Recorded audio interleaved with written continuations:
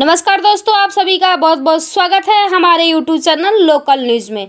तो दोस्तों, आज की सबसे बड़ी और सबसे हैरान कर देने वाली खबरें सोशल मीडिया से निकल कर आ रही है कि शुक्रवार के दिन भारतीय रिजर्व बैंक ऑफ इंडिया ने 2000 रुपये का नोट बंद कर दिया है। जैसे ही समर सिंह को यह पता चला कि 2000 रुपये का नोट बंद हो गया है तो उसे जेल में हार्ट अटैक आ गया। तो चलिए इस वीडियो में हम बताएंगे समर सिंह को हार्ट अटैक क्यों आया है।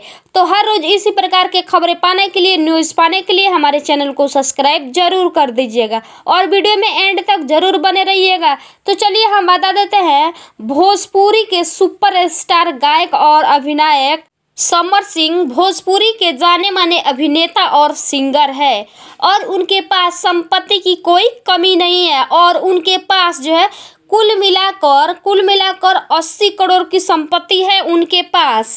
जी आपने सही सुना, 80 करोड़ के संपत्ति का मालिक है समर सिंह, जिसमें 2000 रुपये का नोट उनके पास जो है बहुत ज़्यादा होगा। अब उसे बैंक में कौन जमा करेगा?